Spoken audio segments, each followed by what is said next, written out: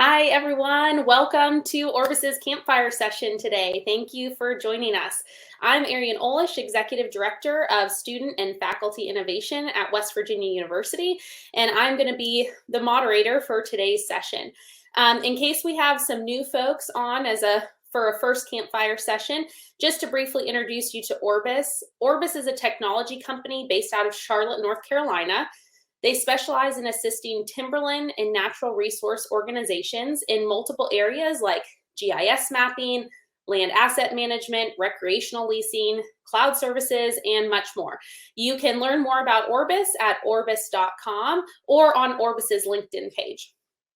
A few kind of housekeeping items before we get started today. We will be opening up the floor to Q&A, so get those questions ready. If you have questions, thoughts as we're having our dialogue, jot them down. You'll be able to send those in through the Q&A tab. You can do that at any time, and then we'll filter those and go through them at the end. If you want to direct your questions to somebody in particular, feel free to add in a name there. Otherwise, we'll open it up to our panelists. So we'll be sure to try to get through as many of those as possible. Lastly, I have been told that Orbis loves giving out free goodies. So if you are logged on today, you are going to be automatically entered into winning a prize raffle. And we have a trivia round. So be sure to pay attention in the trivia round. We have some great prizes. There'll be some questions there. If you answer them correctly, you have a chance at winning a prize. All right, so let's get into today's Campfire session. And again, I'm so excited to be here. You might be wondering, who is she? Why is she here? Again, I'm with West Virginia University, but I'm also part of this amazing team that has come together to work on this project around the blue economy. And part of our team is Orbis. Oh, there we go. Okay, so our friends at Orbis, like I said, are also part of the team, and you'll be hearing from them on how they're involved, what role they're playing, and how the blue economy really can tie into the green economy and land asset management. I think it's going to be a great conversation. Again, all of these panelists are friends and colleagues, and I'm so excited to kind of kick things off and introduce them. So with that being said, I'm going to introduce our first panelist. Most of you probably know this man. We've heard he is very well loved in the timber industry, and we have grown to love him too, working with him for about the last year. So please say hello to Orbis's Vice President and co-founder, Clarence Neese. Hey, Aaron, thank you so much. I really appreciate it. So great to be here. As you know, great to be one of the panelists. I love, our Campfire sessions for sure. And I'm excited for everyone joining us today to hear about what we've been up to in the blue economy and really talk about how or why, the investment community should be paying attention to what we're doing. So thank you so much. Wonderful. Thanks, Clarence. And up next, so also joining us from West Virginia University, he is also our project team lead. He's a professor and director of the West Virginia University School of Natural Resources. Please welcome Dr. Robert Burns. Hi, Robert. Hello, and thank you, Ariane. I'm Robert Burns. I'm the, as Ariane said, I'm the director of Forestry and Natural Resources. I spend a lot of time in what Ariane described as the green economy, and we're excited to see how we can leverage what we've done with Orbis into the blue economy. Great. Thanks, Robert. All right. Also joining us from West Virginia University School of Natural Resources is Research Assistant Professor Dr. Ross Andrew. Hi, everyone. And thanks, Ariane, for hosting and moderating. And thanks to Orbis for being such a great partner in our research endeavors and really helping us spread the message for a lot of this really important work that we're doing that can truly affect many, many people. So great to see you all and happy to get the conversation started. Great. Thanks, Ross. Next up, please welcome Dr. Harrison Pinkney. Dr. Pinkney is an assistant professor of parks, recreation, and tourism at Clemson University. Harrison, welcome to the Campfire session. Thank you for having me, Arian. Enjoying the weather down here in South Carolina, and I am actually a social scientist, and so I look at issues of race. And so my hopeful contribution to today's conversation is understanding how we can specifically engage African Americans in the blue economy. That's great. Thank you. And our final panelist is joining us from NOAA's Office of National Marine Sanctuaries. Please welcome Chief Economist Dr. Danielle Schwartzman. Hi, Danielle. Hi, good afternoon, everyone. Thanks for having me as part of this Campfire session. I look forward to engaging in the discussion and talking about the blue economy. Great.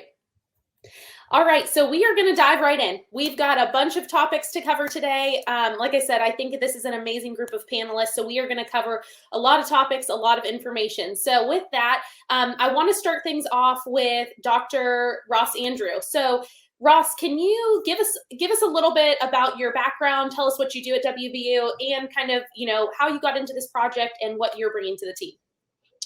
Yeah, thank you. A lot of pressure to be the first one to go, but I'll take it. So as Ariane said, yeah, I'm a research faculty member here at West Virginia University. My background is really in natural resources, biology, and ecology of fisheries and wildlife. And sort of through that role and that sort of evolution of my education and experience, you start to see the bigger picture, right? And you study ecosystems and you study fish and wildlife and forests. And then you start to realize a really important part of ecosystems are people. And then you're like, wow, we really need to think about how people are interacting with these resources and how we can best utilize them, both for benefits and sustainability. So at West Virginia University, I do all kinds of research. Some, as Robert mentioned earlier, are more focused in green spaces on land, but a lot of them are in aquatic spaces as well. And so bringing those things together and really looking through the lens of people is sort of where we get to today with this research partner group.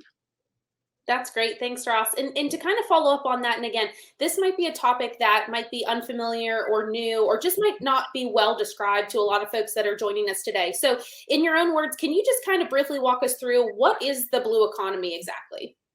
Yeah, for sure. We say the term blue economy, and it's funny you mentioned that because as part of a research project that's ongoing, we did a small survey of several hundred Americans, and we asked them if they had ever heard the term blue economy. Around 90% of respondents said they had not. So don't be afraid if you've never heard that term either. A lot of people haven't. But the easiest way to describe it is any sector of the economy that is related or uses ocean and coastal resources. So traditional industries like fishing, shipping, transportation, recreation, tourism, but then also newer sort of leading edge types of industries when you think about seabed exploration, biotechnology, aquaculture, renewable energy, all kinds of different things sort of all center around these blue spaces and these resources that are at the coast and the ocean. And to finish out on the blue economy, it's really big, right? There are hundreds of billions of dollars represented in total contribution to the whole nation's GDP just from blue economy sectors every year. And there's also about 2.5 million jobs in the United States that are associated with the blue economy every year. So whether you know it or not, you probably do know a lot about the blue economy, but today we can dig in a little deeper. That's great. Thanks, Ross. And yeah, I know the blue economy is actually one of the fastest growing economies in the United States. So I definitely think it's something, that people should be paying attention to, because like you mentioned, it covers, I think, a lot more topics in a lot more areas than people might think. So that's actually a great segue, because let's carry that theme of economy and the blue economy. And let's bring Danielle back on. And Danielle, if you could share with us, a little bit more about what your role is at NOAA and kind of what your contributions have been to the team. Yes, thanks for that question, Ariane. So I'm the Chief Economist for Office of National Marine Sanctuaries. I would classify myself as a natural resource economist, which essentially means a lot of what I do is looking at the value of our natural resources within the ocean and marine places, including Great Lakes. I would say a typical day really varies for me, but different topics that I focus on would be looking at and evaluating ecosystem services, the quality of ecosystem services, which are the benefits that people derive from the environment within our national marine sanctuaries. Also, a lot of my time lately has been going to looking at the economic impacts of our rulemaking. So if we change regulations within a sanctuary, or if a new sanctuary is designated, looking at the economic impacts of those changes to the local communities and national economy. I think I'm happy to kind of geek out a little bit more, Ariane, but I want to kind of take out, kind of be within our time limits here. So no, I think that's great and super helpful, because I know, a lot of people think NOAA and they probably think climate data and people going out and weather surveying the service. oceans, right? Yes. But maybe they don't think about the fact that you are also really paying attention to what are the economic benefits or downsides to different things that happen, in our blue waters and that sort of thing. And so I think it's so important that people know and understand that the federal government also has kind of an economic lens to a lot of these activities. And so I want to ask you another question on that and just kind of dive into it a little bit more. Tell us a little bit more about the Marine Sanctuaries Program and how that is kind of a priority area that's coming out of NOAA. Yep. So the Office of National Marine Sanctuaries has been around for about 40 years. We were designated by the National Marine Sanctuary Act.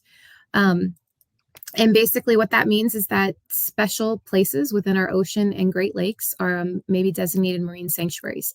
They can be designated via acts of Congress. So Congress can designate one, or more recently, the majority of our, in the past 5-6 years, our new sanctuaries have started with community nominations. So a community can actually get together, pull together multiple stakeholders from multiple different sectors of the economy, both academic, commercial, Native and Indigenous people, the government, state, local, federal, come together and say, hey, we have this place in our community that's special and we want to nominate it to become a National Marine Sanctuary. Then they can submit, and they end up on the inventory of places to potentially become designated, and we work through those. We specifically, Office of National Marine Sanctuaries is in oceans and Great Lakes, so we're not inland. And sanctuaries, I just want to be really clear, because sometimes there's some confusion over this. We are designated, and within our act, it is, the intent is for multiple uses. So they're not closed, I'd say with very few exceptions, to activities. There may be at times, fisheries or state governments implement closures to respond to, specific events or, fishery concerns, things like that. But for the most part, sanctuaries are open for business for multiple different user groups. That's great. Thanks for sharing that, Danielle. And Erin, if I could add maybe one more thing. Absolutely. Sanctuaries are protected. They may be protected because of an entire ecosystem is unique. Many of our sites are protected because of maritime heritage resources like shipwrecks or single species. So Hawaiian Islands humpback whale is designated to protect the humpback whale species out there. And then a current sanctuary nomination that's moving through our designation process is the Chumash National Marine Sanctuary to protect Native and Indigenous interests in the area. That's wonderful. Thanks for sharing that, Danielle. I think, again, I'm not sure it's a program that people maybe broadly know about or you are really familiar with. I know I grew up out on the coast of California. I've spent my whole life fishing, so I'm more familiar with it. And now living back here, spent a lot of time out in the Great Lakes. So certainly have been able to visit some of those sites. And it really is a cool way of really kind of just continuing to preserve our lands and our waterways for future generations. So thanks for sharing that with us, Danielle. I want to move on now to Harrison and bring Harrison up on the screen here. Again, Harrison is from Clemson University, and it's been such a wonderful privilege to get to know Harrison over the last, 8-9 months or so. So Harrison, I would like you to kind of just, tell us a little bit more about your work at Clemson, but then expand for us, because I know you also do a lot of work outside of your academic position and kind of with social groups. So maybe just kind of touch on both of those, a little bit of the professional and personal, if you don't mind. Absolutely. So here at Clemson University, we have what we've called the Race, Ethnicity, Youth, and Social Equity Collaboratory. And so we go by RISE for short. And we're actually fortunate to have some of our RISE scholars and associate directors on the call here today. But what we give a lot of our attention to is understanding racially marginalized groups. And we specifically give attention to young people. Teenagers, young adults, and what we try to examine is how do we position these young people to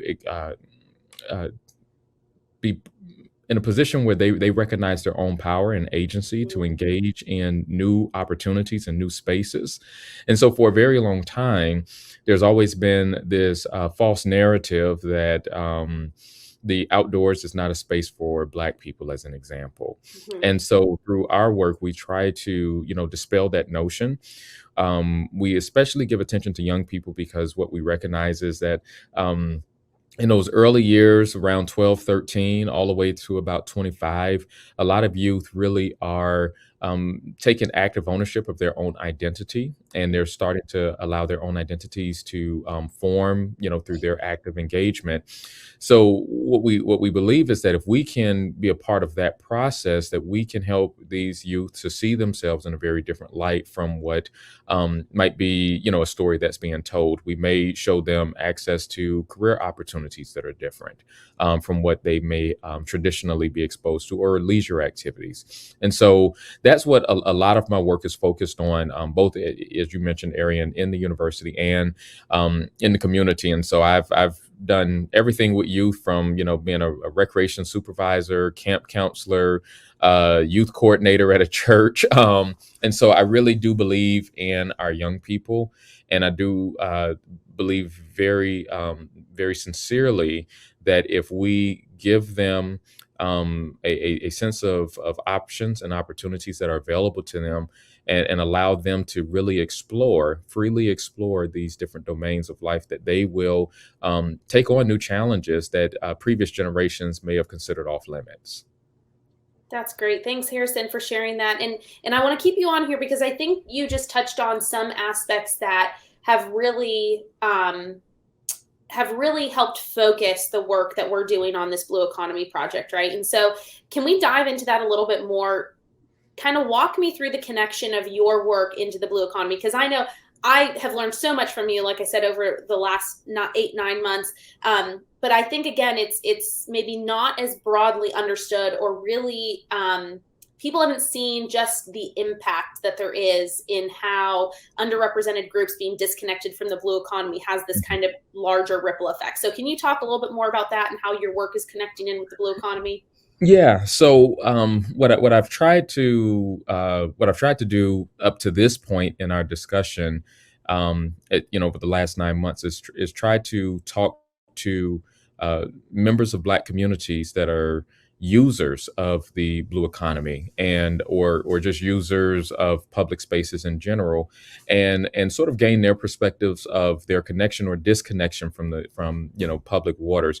And one of the things that we became very evident, was that for a lot of, Black people, a lot of African Americans, that there is a strong attachment to the public waters from the standpoint of usage, right? Especially in the South, many Black Americans continue to see water as a way of life, fishing, swimming in public waters. But the one thing that we also noticed, the disconnect really existed, was who's in the positions to make decisions, who's in those positions of power. And so while we recognize, this project gave me the opportunity to sit down with my 85-year-old great uncle, my grandmother's youngest brother, and talk to him about growing up in the 1930s and 40s and what water usage looked like then compared to today.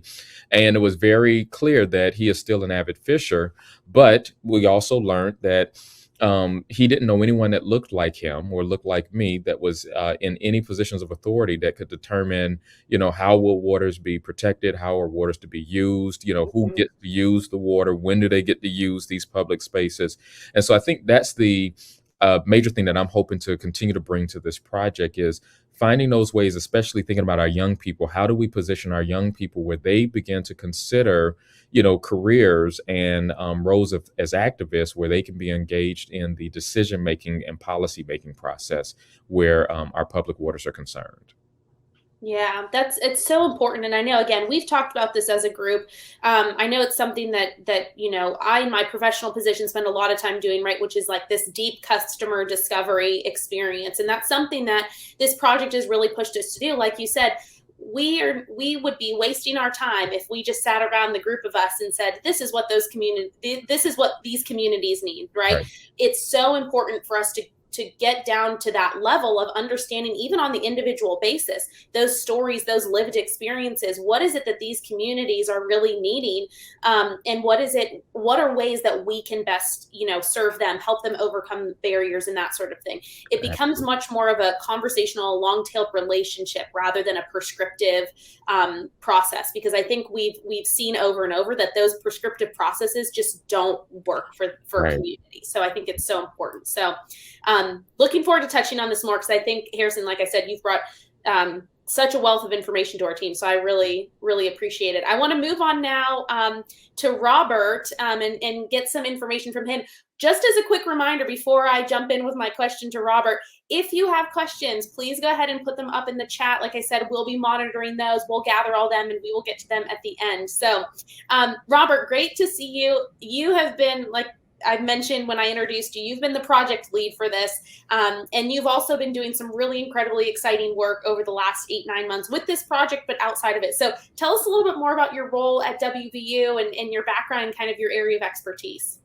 Yeah, so what we do here is we focus on basically any aspect of humans and how they recreate and how they use the natural environment. Anything from understanding how to convince landowners to plant specific crops on their property that might lead to a positive impact on the bioeconomy and the environment at the same time, to understanding how people use the national forest system, national parks, and in this case, the blue economy. We have, as I said earlier, we spend a lot of time focusing on the green economy, but the blue economy is really a growing niche that really needs to be focused on to understand, how that fits into the overall economy of our nation and how it can benefit the health and lifestyles of many different types of people. Yeah, that's great. And so you mentioned the blue economy again. I want to kind of circle back around now, Robert, sticking with you. So the National Science Foundation, I'll probably acronym and say NSF for short. Again, I live in this world, so I use that acronym all the time. Yeah. But the National Science Foundation recently put together this new program, which is the Convergence Accelerator, right, which is the program that has brought this great group together. Tell us a little bit about that program and kind of what the goal was for that program and for this project. Yeah, thank you. So the Convergence Accelerator program, it's an NSF or National Science Foundation program. And it's designed to speed up use-inspired research with an interdisciplinary approach. Use-inspired means that we really needed to talk to people in communities and understand what they might need and not come up with a prescription for them, but it should be use-inspired. Ultimately, the goal of the projects funded by the Convergence Accelerator grant is to build upon foundational research and make broad societal impacts. In our case, we want to make a tidal wave of impact within 2 years on marginalized communities that are near national marine sanctuaries. And we can do this because National Science Foundation will invest several $1 million into the process. Each year, NSF selects different tracks based on a specific research topic. The track that we're working on is the networked blue economy, which touches on myriad of different issues involving social sciences and ocean sciences. The goal of this track is to create a smart, integrated, connected, and open ecosystem for ocean innovation, exploration, and sustainable utilization. What we do specifically is we go into communities, we develop a pathway from a community for people who may have no connection to natural resources, may not even really have a strong connection with local government or federal government, but try to develop a pathway. And that pathway, I think we'll talk about a little later. But basically, that's what the NSF Convergence Accelerator grant does.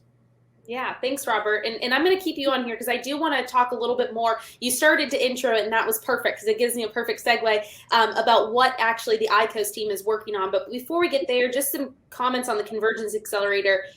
For those of you who might be familiar with the startup world in general, NSF really designed this to operate like an actual business accelerator that would take in startup companies, work them through a curriculum, make them come up with value propositions. It really is interesting to see the National Science Foundation, which has historically been really basic science focused, and really now shifting that lens into how do we get this basic science to actually be meaningful, impactful products. And I think this is really this Convergence Accelerator is really NSF's first big step in moving to that direction, which I think is great because there's so much wonderful technology that happens, in academic institutions and in partnership with companies like Orbis.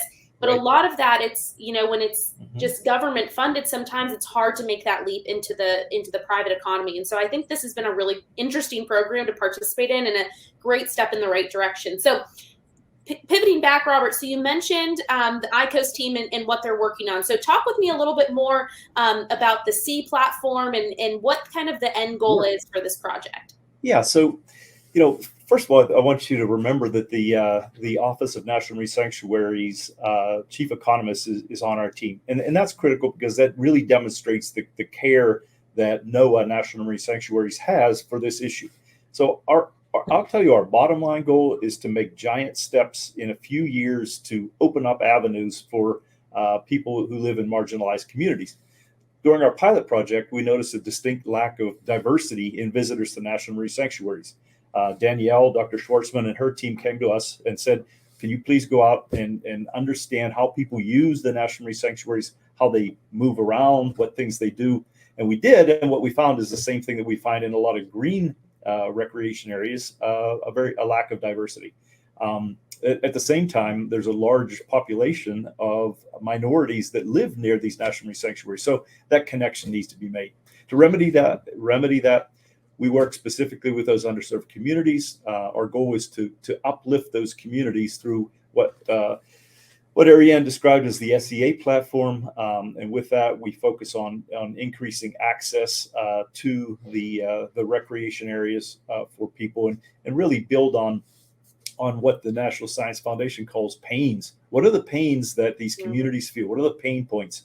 And one of those is, again, a lack of understanding of what the opportunities are in the blue economy. For NOAA National Office of National Marine Sanctuaries, there's a pain point. There are very few ethnic and racial minorities in many federal agencies. So NOAA is investing in this at the same time as NSF is, because their pain point is not having a very diverse workforce. They're working toward that, and we feel that by connecting with these communities, connecting youth through three main products, that we can really make a difference. One is working with Orbis, and Orbis has a full understanding of over, I think, 13 to 15 million acres of land across the United States with their land lease holdings. We feel that we can leverage that into the blue economy very quickly. The second point is the development of STEM camps that focus on youth from marginalized communities to receive funding and be able to implement across all 15 or 16 National Marine Sanctuaries in the U.S., implement camps that engage youth, bring them into the National Marine Sanctuary settings, and really educate them about the opportunities that can exist. And then the third piece is on-site analysis of what's happening and basically a sustained effort to understand the changes that are made over a 2-year period. And then thirdly, the last thing is really to develop something that's investable. One of the things that Orbis does is focuses on people investing in the green economy. And so our end goal is to use the NSF funding to leverage this opportunity for others to invest in it. That's great. Thanks, Robert, for that overview. I think that really helped kind of give a good picture of what the iCOAST team is working on. And I'm glad you brought up Danielle and NOAA, because it's true. Danielle has been such a great person to have on this team and bring that perspective of what is the federal government struggling with. Again, I mentioned, NOAA really has this lens of looking at things in an economic perspective, which is so important. And so being able to tie that in, I think, is really it's rounded out our team nicely. And to speak about rounding out our team nicely, you mentioned several times also our partnership with Orbis, which has been, I think, hugely instrumental in the success our team has had to date. And so I want to bring Clarence back on here now and ask him some questions, related to how is Orbis interacting with this iCOAST team? Clarence, again, some people might think timber industry, blue economy, don't really see the connection, but what's Orbis doing to kind of help integrate with the iCOAST team? Well, Robert hit the nail on the head there, and I think that meaningful product in that private economy kind of discussion. So we're bringing to the team that commercial business expertise.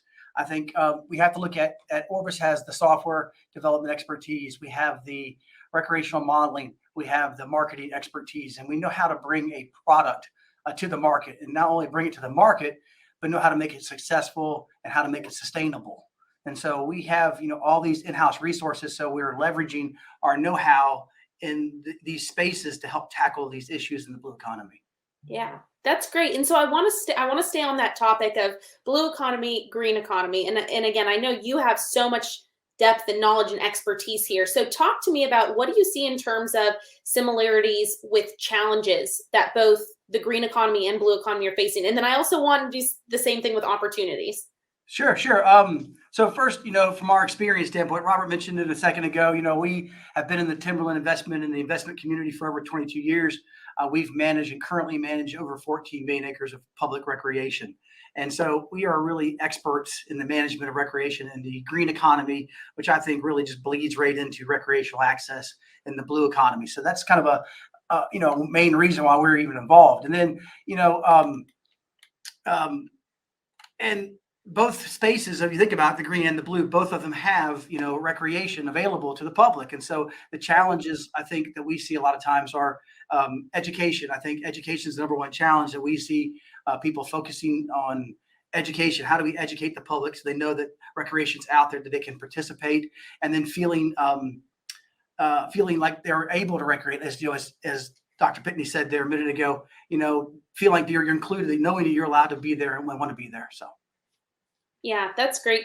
That's great. I really think, Clarence, it's so important for people to understand. Again, the green economy might be a little bit more well understood at this point, but I think you're right. I think there is a lot of opportunity there for growth, but also for kind of this pivoting of existing resources that are already being deployed and used in the green economy that have been proven out there, and just pivoting them slightly to the blue economy. Again, when there's the similar challenges between those, it's easy to take a product and a solution that's worked well for one and kind of adapt it to the other. So I appreciate that. And I want to bring it back now to Danielle.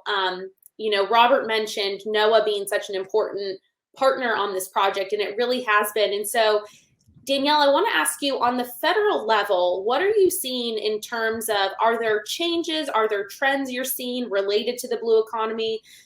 What are kind of some of your thoughts there? Yes, I think there's a couple things I can speak to, and I just kind of want to emphasize I am an economist and not on the policy or the advocacy side of things. So what we're seeing is, the president has an executive order out for 30 by 30, so to protect 30% of federal lands and waters by 2030. So there is a lot of attention pivoting towards Office of National Marine Sanctuaries as a way of doing that. Okay. Or also potentially national marine monuments, which, if they're going to be designated, would be done through executive order by the president. Mm-hmm. So, and I'm not in any way suggesting that there's any rumblings of doing something like that. It's just kind of the two ways that waters can be protected that would end up within sanctuaries purview or management. So that's one. And then I think the second way is that we're seeing, at least within the president's budget and their request, an increase in the funding for NOAA and Office of National Marine Sanctuaries. So I do believe there's an increasing acknowledgement or awareness of national marine sanctuaries and the value that they bring to a place. One of the things I didn't talk about earlier, but I think is important to mention in this context, is sanctuaries are what we call place-based management, which means I sit within the headquarters office and I provide, economic support and capacity to our sites to meet our needs. But each individual site has an office in that community. And within that, the sites also have a sanctuary advisory council. And those councils are composed of members of the public, business, academics.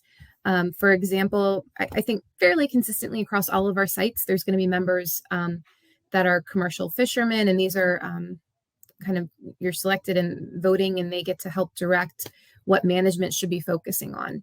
But consistently across the system, I'd say you have commercial fishermen, recreational fishermen. In sites where diving is big, you might have non-consumptive recreation members, academics, conservationists, researchers.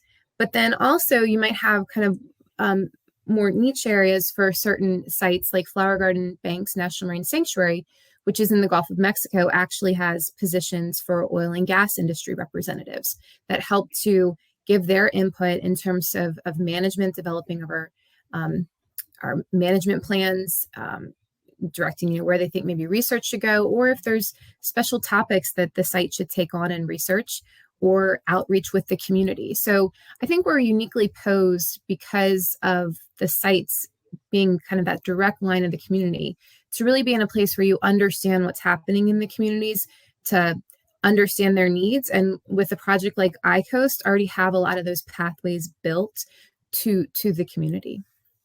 Yeah, Danielle, I think that's great. And it's so important, I think, just to reiterate what you said. And again, I think that's why it's been such a great addition to our team, is that the National Marine Sanctuaries, like you said, it's the direct line into those communities. And I think that's a theme we're hearing right across all of our panelists. And I know as a group and as a team, we've been discussing this, is that the most important thing to the success of this project is understanding our stakeholders and bringing them to the table, right? And learning from them and listening to them and really addressing the pain points that they have. So I really appreciate that. And I think that's a good segue too. I want to bring Ross back on here. And I want Ross to kind of round out our panel portion of our campfire session today and talk about, Ross, in your words, what is the goal for iCOAST? And then taking that a step farther, what do you see the blue economy evolving into over the next 5 or 10 years? Yeah, thank you. That's a really big question, right? And part of the reason why we're here today. So thanks for that. The Bureau of Labor Statistics in the U.S. Releases their projections for job growth over the next decade across different occupation types. And for things associated with the blue economy, like recreational workers, fishing workers, environmental scientists, water transportation, all of those are projected to grow over the next decade by around an average of 12 to 13%. And if you look at all other occupations over that same time period in the next decade, the average across everything is about 8%.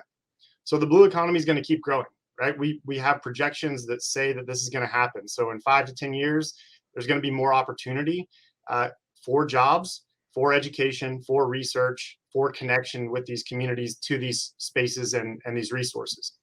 So for iCOAST, I think, as Robert described earlier, we have all these tools in our toolkit that are developed through sort of co-development processes with the underserved communities. So we want to be prepared for that growth in the blue economy from sort of the social standpoint. We want to have our tools ready so that when underserved communities see opportunities, they know where to go. They know how to sort of see themselves going down these pathways if they so choose, if they're interested in them. We want to make sure that what we're doing is authentic and is relevant. We're not just doing this as a one-off. We're looking to sort of continue building relevancy because we know things change over time, not just with economic conditions, but also with social conditions. So we want to make sure that everything we're building sort of looks at that blue economy in that sort of circular evolution for growth, both in terms of dollars and cents, opportunities, recreation, jobs, but then also with a really strong focus on the people to make sure that they see themselves going into those pathways if they so choose. Our tagline is find your place in the blue space. Mm-hmm. So ultimately, that's what we're trying to get to, right? And I want to just round out real quick because, Ariane, you yourself are a subject matter expert when you talk about sort of sustainability, startups, business, innovation, those types of places. So I don't know if this is normal for the moderator, but I want to flip it back to you and kind of see your thoughts because, sustainability of this project is going to be a critical piece. And so, I'd love to hear your thoughts. Yeah, turning it around on me. Well, that's okay. I appreciate that, Ross. And I appreciate your answer, as well as also all of the expertise you've brought to this team and how much you've really been able to kind of help and lead the charge on a lot of these efforts. In terms of kind of sustainability, and again, I think this was part of the directive that NSF set out with this Convergence Accelerator, right? Is they said, we are making an investment in you, but investments end.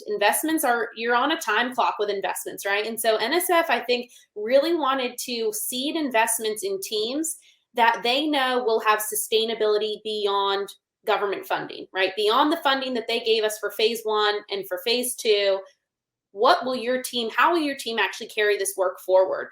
And I think, if we look at trends in the private market, right, there's a lot of trends and movement towards how do companies become more thoughtful about addressing societal issues.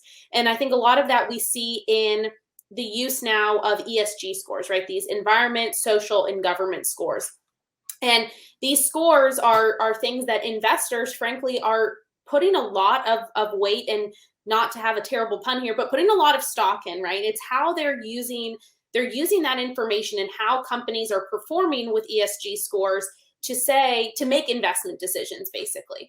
And again, I think we're seeing that because of all of the social momentum from the federal government saying we need to prioritize fixing historic barriers and historic areas where we have not done a good job, and we really need to address these in very thoughtful, meaningful ways. Again, kind of bringing it back to this theme of do it in a way that is actually going to work for the stakeholder and the people you are trying to help. Don't do it in a way that you just think is going to work. You need to actually go out and find the solution from the people you're trying to help.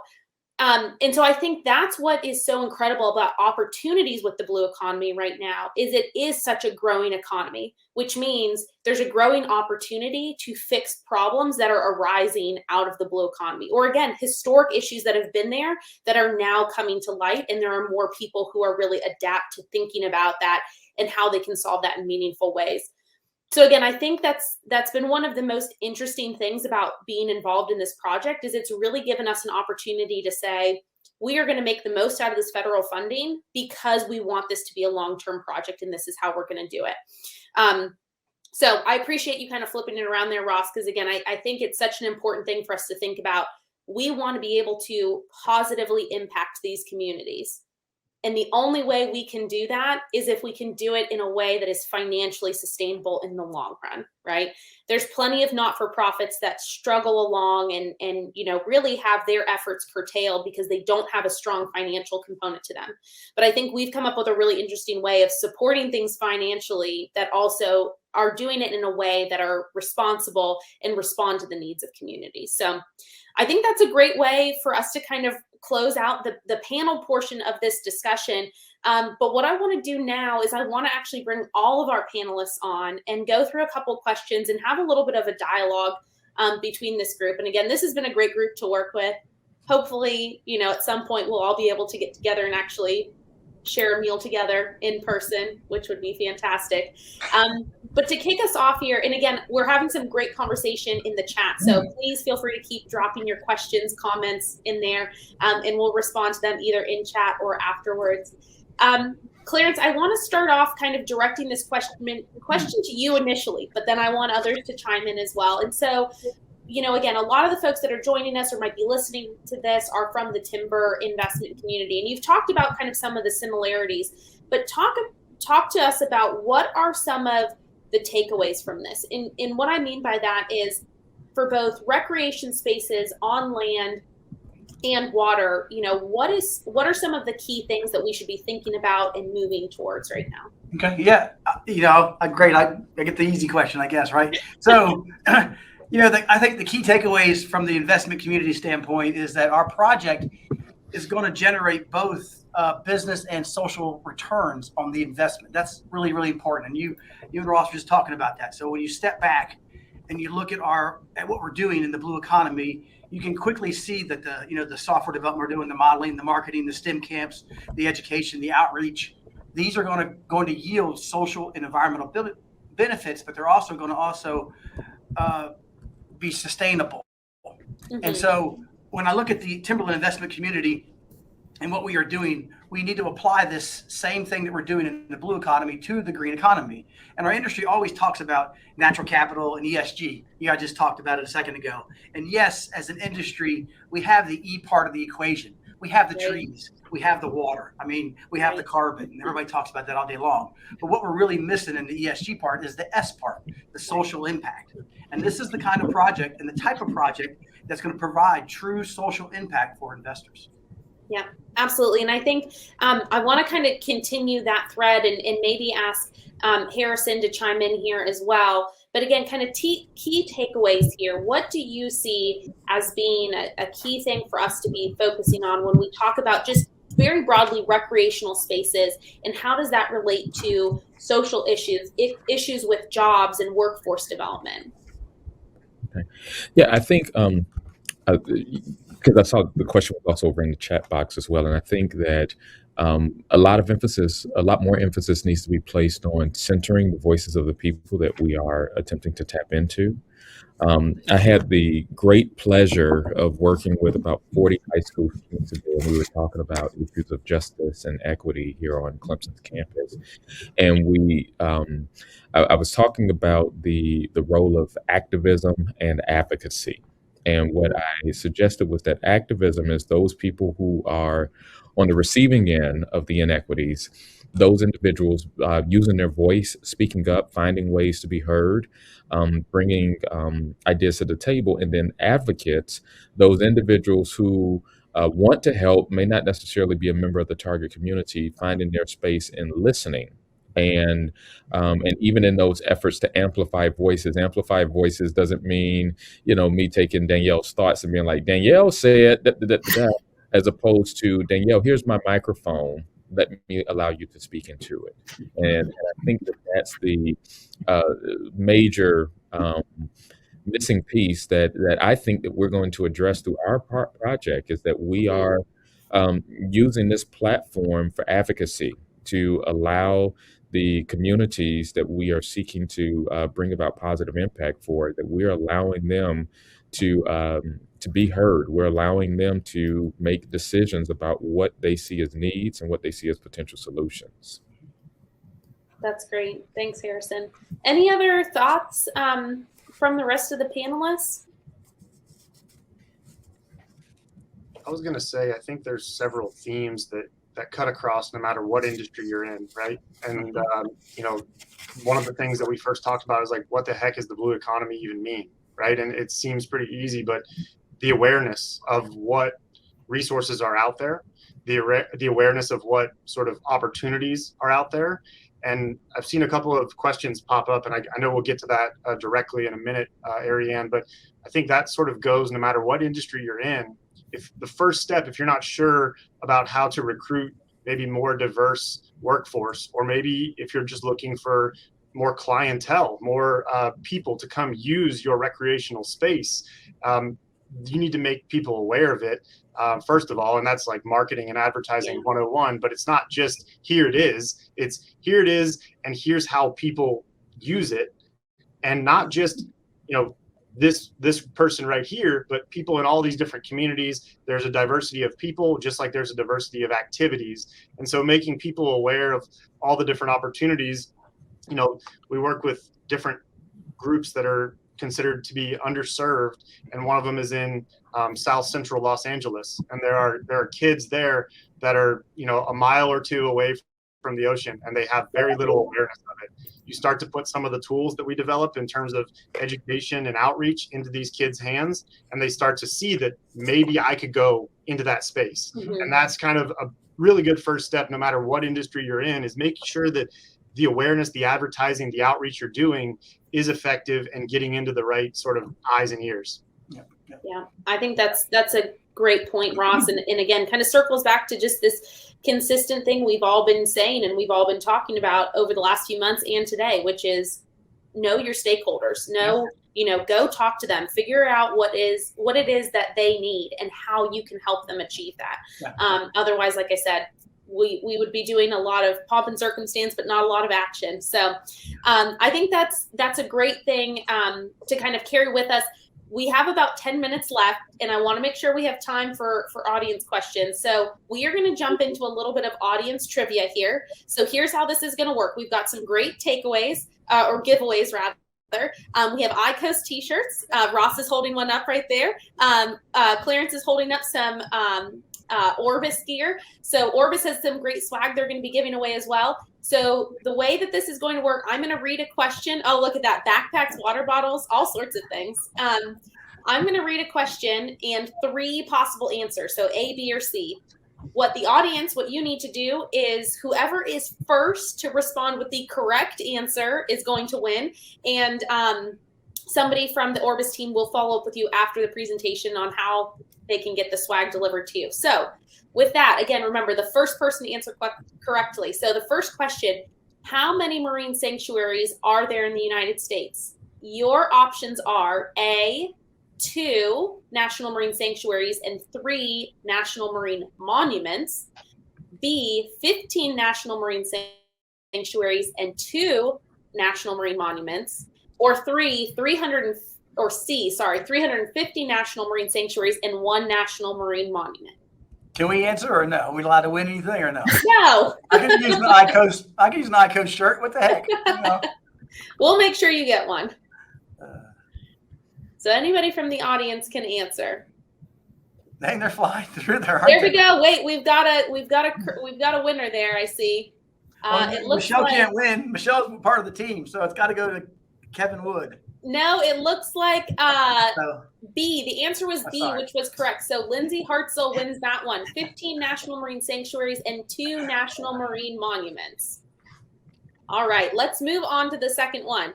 Second question, about how much does the blue economy contribute each year to the total U.S. GDP? And Ross might have given you some tips on this. So if you were paying attention, you might have a good chance at winning here. So A, $10 million, B, $20 million, or C, $370 billion.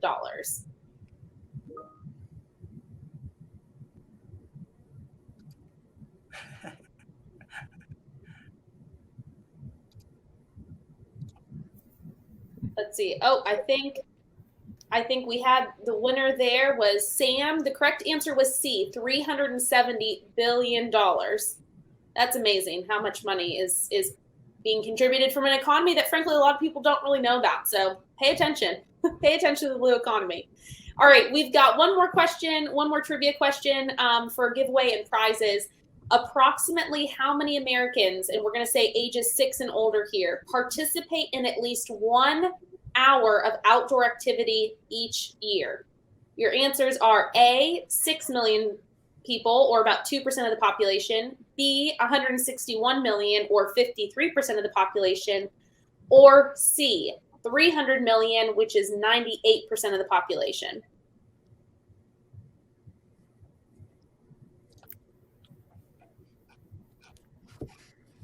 All right, it looks like we had some early answers there. The correct answer was B, 161 million, or 53% of the population.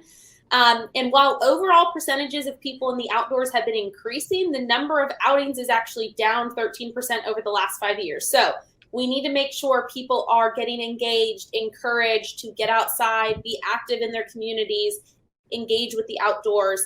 Again, Ross mentioned it. I think Harrison mentioned it. It's important that kids do this when they're young. Building that experience, building those memories, building that attachment to the outdoor space is so important for kids to experience. So any of you out there, any of us with little kids, make sure they're getting outside and playing, getting in the water, whatever they can do. So before we get to questions with our audience, we have a fun little round called the Fire Starter round. So each of our panelists have an Orbis flame and then an Orbis flame with that's been crossed out basically. And so what we're going to do is kind of a hot or not. And so I'm going to say a phrase. You're going to tell me if you think that topic is hot, which means we need to pay attention to it, or we need to pay more attention to it, or it's not, meaning that the trend, maybe it's no longer relevant or it's on its way out. So we're going to do this quickly. So panelists, get ready. All right. So does everybody have their signs ready to go? Okay. Looks good. All right. First topic, STEM camps, STEM education camps, hot or not? You're on your phone. There we go. That's my thing. All right. The Internet of Things in the blue economy, hot or not? The what? Internet of Things. Internet, apps, data. Ross is 50-50. I see some hot, some not. I agree. I think it's not. Harrison says it's not anymore. Yeah, this might be kind of trending on its way out, but what is trending on its way in is data from the blue economy, how we can harness data and to improve lives, products, opportunities, all of those sorts of things. There we go. Robert agrees with me. Thanks, Robert. Okay, fish farms, hot or not? I'm going to sustain as a federal employee from answering. Fair enough, Danielle. Fair enough.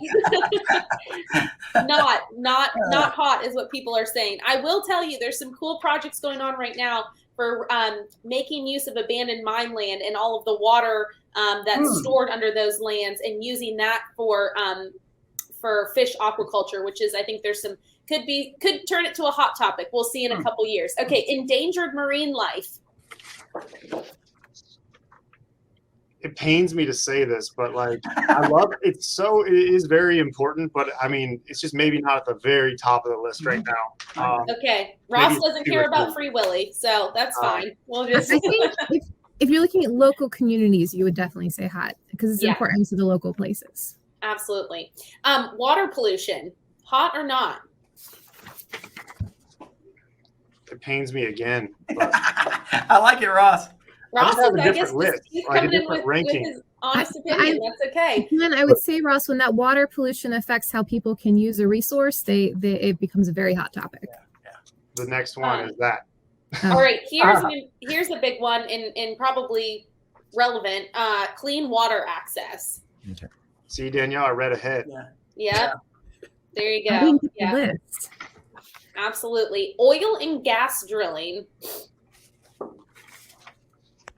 I'm abstaining again. That's fine, Danielle. But I think about it in terms of like sustainability as you leverage it against other energies. So like renewables, and when we talk about the blue economy, I'm thinking like everybody is aware of energy costs right now. So that's hot in our minds. That makes sense. Ross chiming in there, providing some context to his answers. Okay, access fees for parks, lakes, and rivers. Hot or not? Not. I'm gonna say not. A few years ago, I think access fees need to be looked at as an economic income. You know that. So I think that there's if you can recreate for $3 and in Alice Springs Park, around our neighborhood here, that kind of stuff. So there's fees that need to be looked at, and from a social standpoint as well. So okay. And a few years ago, Park Service put out for public comment increasing access fees, and it was hot. Yeah. So I'm kind of answering it as if the topic is brought up, is it going to be like hot, right? Yeah. I got you. There's some context in these answers. Yeah. Okay. Transportation shipping. This is an interesting one, especially right now. Remember when that thing got stuck in the Suez Canal? There you go. It was pretty hot. I think one of its sister ships was stuck in the Baltimore in the Chesapeake Bay for a while. I know. I actually got to just drive down to the end of the road and see it. Oh, there we go. Yeah. All right. We got two more here. Wildlife migration and breeding seasons. Hot or not? This is the world I live in. I mean, it drives tourism. I'm with you. I'm with you. I think it's important. We just got done, I was just at a meeting where they were concerned about whether certain breeding grounds for birds were going to be protected. Yeah. So. Got to think about those migrating birds and stakeholders too, right? They're important in the conversation. All right. Last one here. Conservation bills and policies. Oh, yeah. Yeah, I would agree. I think this is always a hot topic. It's always something that we need to be paying attention to, and especially everybody here that works in the blue economy, green economy, the outdoor economy in general, right? It's important, so important that things are done on a federal level, as well as mirrored and supported by private community investments. So I think we are coming up to an end on time here. If we have, time for a question or two from the audience, if anybody wants to throw a question in the chat, we might be able to answer it quickly. Okay.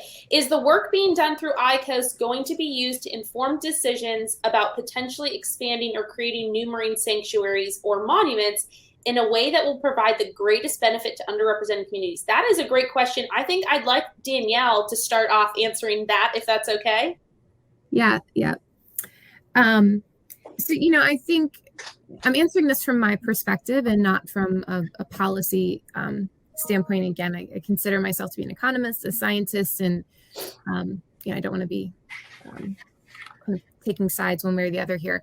But I do see iCOAST informing decision making, right? We're able to collect data to better understand who our users are, who are not our users, but within who are not our users, do they want to be able to use these places? And as sanctuaries update their rules and regulations, or as new sanctuaries are designated, how are they building into those processes plans to, one, be inclusive in the development of the regulations and sanctuary nominations?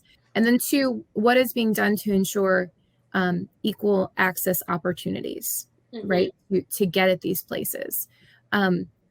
So this is, I think, very important data that has been missing from conversations, and we definitely need it. I know there's a lot of kind of focus on iCOAST within sanctuaries, kind of seeing an interest in what's happening with this and as we move forward. So I definitely view this as being really helpful to inform policy and management. As for, whether this will lead to new designations, I could see, as you get more people engaged, as more people become educated, there might be interest from other communities to protect an area in their place, to perhaps counteract some of the environmental justice issues where we see, oftentimes the things that nobody wants that affects the environment in a negative way are put into poor or minority communities. So, awareness may help to combat that as a designation to help address that. Also, I don't know if Harrison, you have thoughts because you work with communities too, not to put you on the spot there.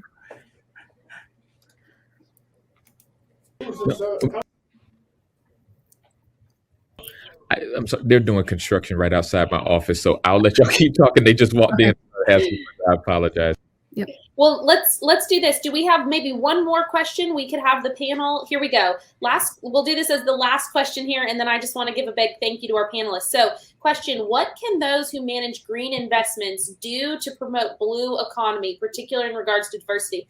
I think this is a great question and super important. So, Clarence, I'd like you to actually take the first stab on this because you're the expert here in green investment on this team. Well, I think that, like I said earlier, our investment community is looking at this now. So we're looking at environmental things. We're looking at carbon. We're looking at endangered species. We're looking at salmon, et cetera, et cetera. We're selling our carbon credits. We're doing a lot of environmental things, and I think we need to look at diversifying. We look at social impacts, things like that. So we already are, as an industry, putting a lot of investments towards this. And so I think we just need to kind of change our lens a little bit and start looking at it and say, hey, what can we do? I mean, like I said, this is why we're on this panel today, is to show what we're doing in the blue economy, because what we're doing over there can immediately go into the green economy and have a massive impact over there. So that's great.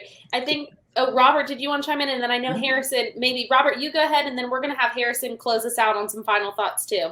Great, thank you. I'd follow up and say, the answer is just keep listening to Clarence and his team, because where we're at in this process is we will either receive funding for phase 2 or not. But at the end of the day, after this 2-year period, this will be investable. This will be a process that people can invest in, much like you invest in timberlands. And so I think Clarence is going to, as part of this team, is going to be kind of amplifying as we move forward. Absolutely. Harrison, did you have some final thoughts there? Yeah, I think, I wanted to reemphasize this, because I know that there was that portion of the question that said, especially as it relates to, issues of diversity. And I think, again, I just have to keep re-emphasizing the importance and value of listening. And I think one question that we don't do enough of, both in the blue and green economy sometimes, is we don't do enough questions where it's almost like we have a very set way in which the blue economy should be appreciated. We have a very set way in which the green economy should be appreciated. And then we say to people, hey, this is your space, but you have to enjoy it the way that we've decided that it's deserved to be enjoyed. And a true listening tool would be, you know, allowing people to help define. So especially if you're going into the blue economy fresh, you know, and you're trying to engage in that space, allowing the community that you want to target, allowing them to define the ways in which they see the value, allowing them to define ways in which they see the usefulness of the blue economy, and creating a true shared partnership where, you know, again, you know, I don't decorate an entire house and put up the paintings that are important to me and then say, okay, Robert, now you have a new house to live in. It's like, that's great, but I hate the color blue, right? As opposed to, well, Robert, I think we want to build this house. We want, you know, this is your part of the house. How do you want to see that house decorated? And I think that that's a key point here as well. Yeah. Harrison, I think that's a great analogy to use. And I think those are just some great final thoughts to round us out. Again, I think so much of what we talked about is listening to the stakeholders, understanding what their needs are, and using that to inform how you're going to solve a problem. Again, if you're joining us and you're more familiar with the green economy, start paying attention to the blue economy, because I think what you just heard here today is it is growing like wildfire. That's probably a horrible analogy to use for the green community, isn't it? That was terrible. But Like, you know what I mean? The blue like algae or something, really something. What is it? It's growing like algae or something like that. There Right? you go. Something that grows well in the water. There you go. Thank you. Yeah.